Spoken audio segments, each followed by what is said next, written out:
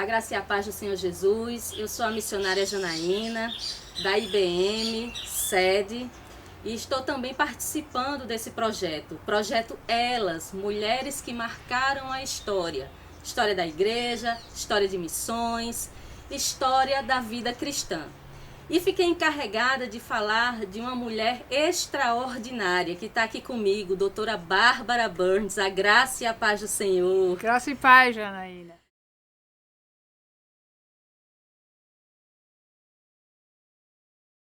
Doutora Bárbara, a senhora, uma americana, nascida na Califórnia, veio para o Brasil estudar português. Como foi esse chamado, doutora Bárbara? Bem, eu fui chamada quando eu tive 14 anos. Então, com meus 14 anos, eu fui me converti num acampamento de crianças com 9 anos. E naquela época, mesmo com 9 anos, eu pensei em ser missionária, porque eram missionários que me ganharam para Cristo. Eu morava num lugar em Arizona, nessa época, que não tinha nenhuma igreja. E este missionário, o trabalho dele era plantar escolas dominicais.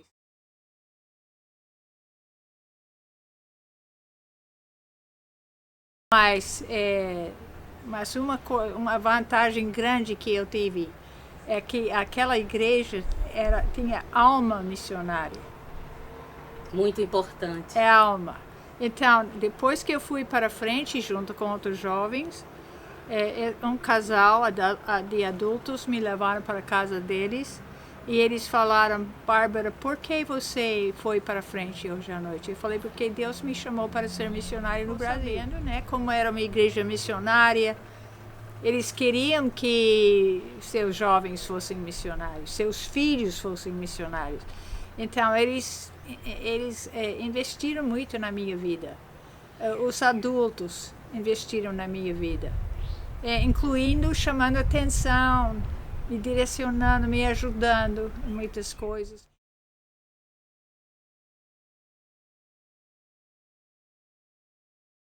Entendi. E essa chegada no Brasil, quando a senhora chegou aqui no Brasil, foi para Cianorte, no Paraná, não é isso? Foi, é. Como é que foi quando a senhora chegou, colocou os pés aqui no Brasil? O que a senhora sentiu? Como é que estava esse coração missionário?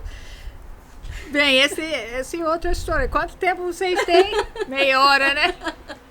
Bem, veja bem, eu tinha tanta convicção de ser chamada para o Brasil, até a última semana antes de sair dos Estados Unidos. Aí eu comecei a ficar com medo. Quando eu despedi da família em Los Angeles, aí eu chorei. Eu entrei no avião e chorei. E eu tinha tido um Fusca. Eu gostava muito do Fusca. Então eu comprei em 64 e esse Fusca eu tive até saída dos Estados Unidos era 69. Aí eu vendi meu Fusca com muito pesar, né?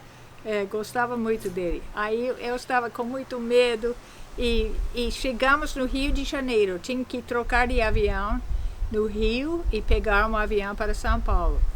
Aí começou a dar volta em cima do Rio e eu vi milhares de Fuscas.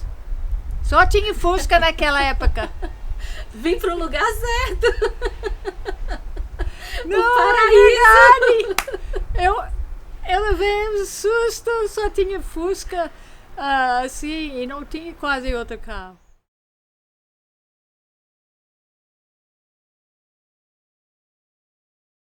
Aí, então, e quando eu cheguei em São Paulo, quem estava lá para mim, eu tinha conhecido eles nos Estados Unidos, foi o Dr. Shed, que me buscou no aeroporto. Fiquei na casa deles, ele me ajudou a tirar bagagem, me ajudou a achar um lugar para morar em Campinas, né, onde eu estudei português. Aí esses foram meus primeiros dias no Brasil. De muita emoção, né? Muita novidade. Foi. E eu não sabia que Dr. Shed ia ficar famoso, né?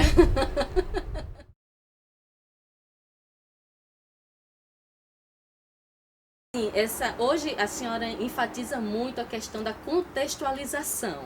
Sim. Né?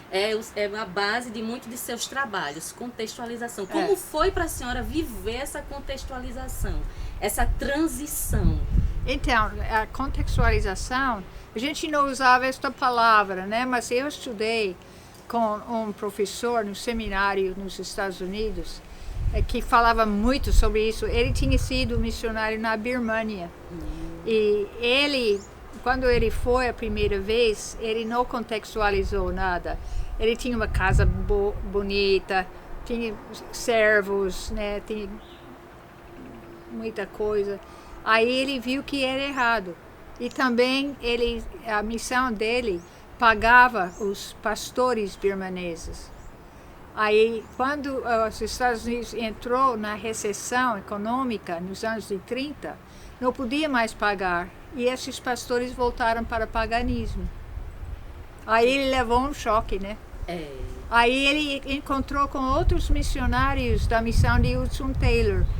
Sim. E ele viu outra maneira de fazer missões, né? Contextualizando. Então, ele passou isso muito para nós.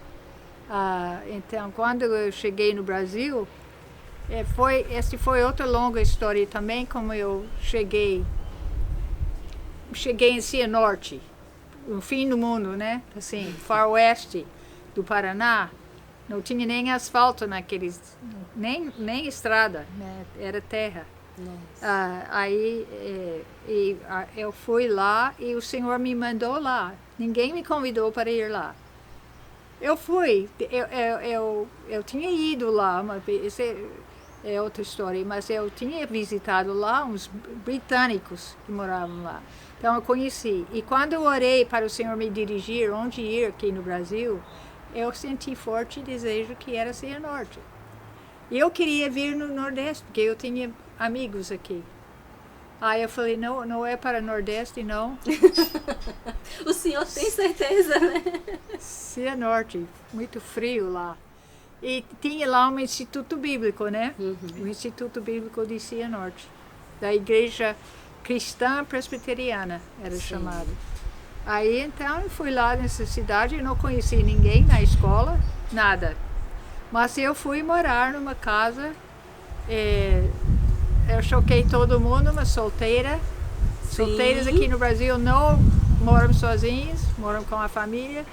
E eu mobilizei, assim, com coisas simples. Eu tenho ainda aqui algumas coisas daquela época, de madeira que eu pedi para fazer.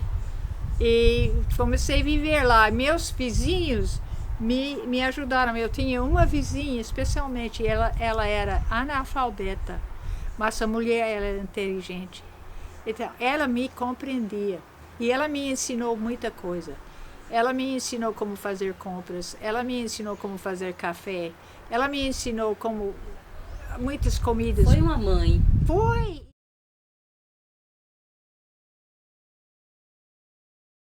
Então, eu comecei a conhecer algumas pessoas e depois de uma série de acontecimentos, eles me convidaram para ser professor. Tinha o seminário, né, era formada. Sim.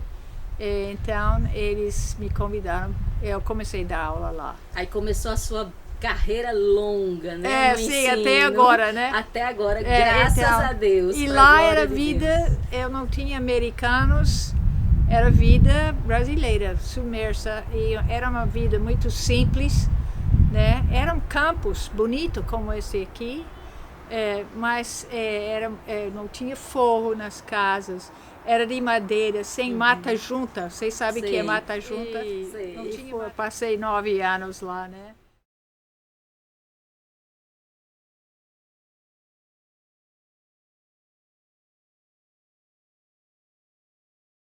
Lá começou a missão Antioquia. Fala um pouco dessa missão, porque eu sei que foi de um evento bem drástico, né? Que ela surgiu. Né? Foi. O que aconteceu que eu comecei a falar sobre... Eles não tinham missões no currículo. E esse tinha mestrado em missões. Então, eu queria dar aula de missões, eles falaram que não tinha. Ninguém tinha visão de missão lá, missões. Eu falei na igreja grande, mais ou menos, 300 membros. Eu falei, vocês não sustentam nenhum missionário? Não, é ser para americanos. Aí não tinha essa ideia, né? Então, aí eles me deram 5 matérias. Imagina, eu não sou professora, eu sou enfermeira formada. Enfermeira, Nossa. não professora. Eu nunca tinha dado aula na minha vida. Aí, mas eu senti que era vontade de Deus, mesmo assim, mas morrendo de medo. Você pensa no medo, assim, os choques que eu levei para eu me tornar professora. Aí, então, eu lembrei dos meus melhores professores na minha vida. Eu tentei imitá-los, dando aula. Sim. Aí foi engraçado. Aí eles nem me convidaram para ficar. Era um teste de 2 semanas. Aí nem me convidaram para... Eles só deram 5 matérias para eu dar. Nem falaram, Bárbara, queremos convidar você, né? Nada disso. Então, eu dei essas 5 matérias e era história da igreja, panorama do Antigo Testamento, panorama do Novo Testamento, Romanos e seitas. Certo? Então, eu ensinei missões o tempo todo. Você vai ensinar a Bíblia sem incluir missões? Não tem como. Não tem. História da igreja? Muito menos. Aí eu fui, né? Aproveitou. E no fim, alguns alunos foram despertados. E um desses alunos foi em 74 para Moçambique. Ele tinha sido viciado e ele foi convidado por uns americanos a trabalhar numa casa de recuperação. E aí o golpe aconteceu 4 meses depois dele chegar lá. O golpe comunista, né? Aí ele foi preso e a gente não tinha notícias dele. Então era muito chocante, muito mesmo. A gente não sabia se ele ia ser morto, estava sendo torturados, porque eles torturaram muita gente. Então ele passou 10 meses lá. E nesses 10 meses começamos a orar bastante. Porque ele era conhecido de todos nós, muito amado, né? Então a reunião aconteceu lá em Cianorte, os alunos, professores. E começamos a orar não só por ele, mas pelos moçambicanos, pelos comunistas, por outros. E um dia sentimos que o Senhor queria que a gente publicasse isso, né? Que começasse a pedir igrejas para orar, para ver a necessidade do mundo e tudo. Então, formamos uma organização de divulgação, de despertamento missionário, e isso nós chamamos da Missão Antioquia.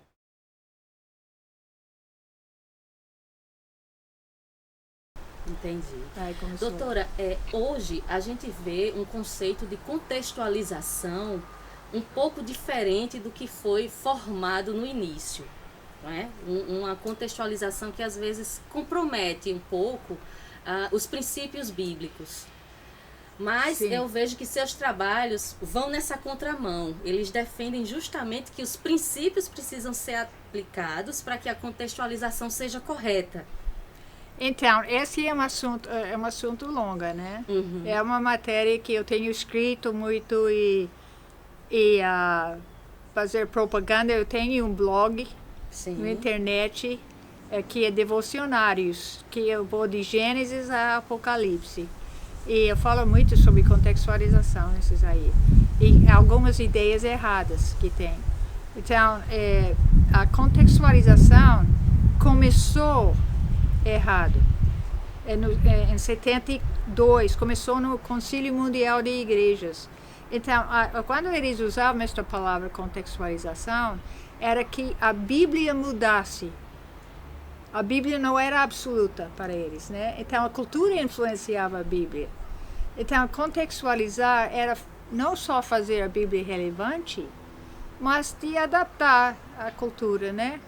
Aí, em Lausanne, um homem pregou em Lausanne, Bayan Kato era o nome dele, é um africano, e ele falou sobre contextualização bíblica, né? Então, não era firmeza na palavra, e nós vamos levar a palavra, mas identificar e falar de forma relevante, mas nunca mudando a palavra. Sim. Então, eu vejo contextualização assim, primeiro é identificação. Se você olha para Paulo, né, o ministério dele, ele chegava nos lugares e ele identificava com as pessoas. Ele estava com eles, ele estava conectando com eles, né, conversando, conhecendo, observando a cultura. Na Atenas ele observou tudo. Aí o que acontece? Quando ele é dado a oportunidade de falar, ele confronta eles. Isso. Logo no início. Porque essa idolatria vã, essas coisas vãs, Deus não existe nesses templos. Então ele confronta e ele leva eles então através do Evangelho para a transformação bíblica através da conversão. Então esse é o processo de contextualização. Você tem que identificar, estar com as pessoas, conhecer as pessoas, falar a língua das pessoas. Depois você tem que conscientizá-los que são pecadores. Aí então há uma transformação, você acompanha então, o discipulado acontece depois, né? Desenvolvimento da igreja, multiplicação da igreja. Essa é a contextualização.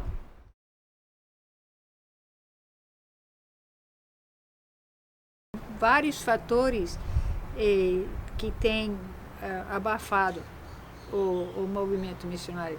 Tem o conceito da igreja missional. E a igreja missional é um conceito bom, só que, como um dos seus principais preletores fala, eles têm esquecido missões transculturais e ficaram mais envolvidos na comunidade, né? Na construção das suas próprias igrejas e no alcance social local. Então, esse eu acho, porque tem muitos povos ainda que nunca ouviram o Evangelho. Tem muitos povos necessitados. E nós não podemos esquecer. Eu sou enfermeira de saúde pública, eu trabalhei na social, muito. E sempre tenho trabalhado em favelas aqui no Brasil. Isso é uma coisa importante para mim. Mas não pode substituir o fato que as pessoas precisam do Evangelho. Eles precisam de perdão de pecados, eles precisam de transformação, precisam de vida eterna.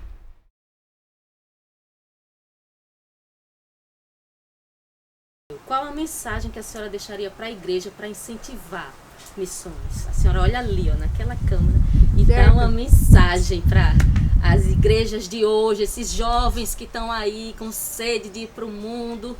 Dá uma mensagem aí para eles dizendo que missão vale a pena. A senhora é uma prova viva disso. Então, eu preguei na sua igreja há uns anos atrás. Eu me lembro a mensagem que eu trouxe lá na sua igreja. Era as razões bíblicas de fazer missões. Então, nós temos que conhecer a palavra de Deus.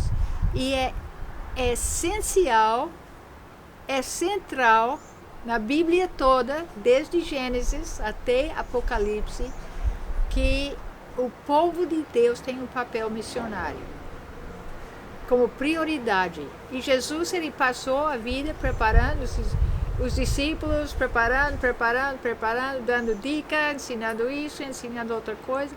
Aí onde ele levou eles? Para o pináculo, né? Para o topo do seu ensino. Agora vocês conhecem agora esse evangelho.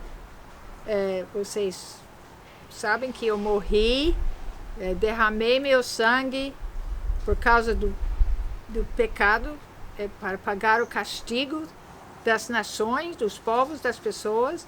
Então, vocês são testemunhos destas coisas. Então, ide para todo mundo e pregar o seu evangelho.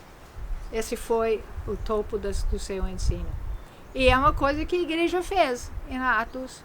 E foi crescendo, e tem acontecido todos estes anos.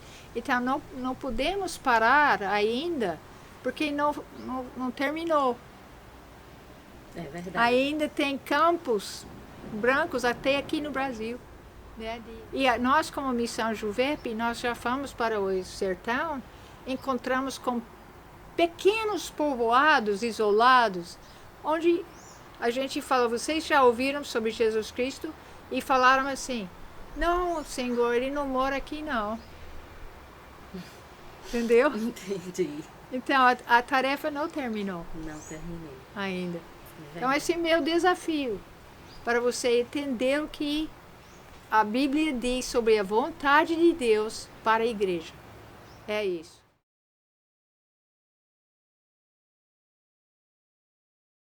Doutora Bárbara, me diga, valeu a pena Tá deixar tudo lá e vir para cá, para o Brasil, abrir mão de tudo e viver para missões, porque a senhora foi forjada na missão, missionária formada dentro da missão, né, como a senhora mesmo narrou, com muitos medos, muitos sustos, muitos choques. Sim. Mas me diga, valeu a pena?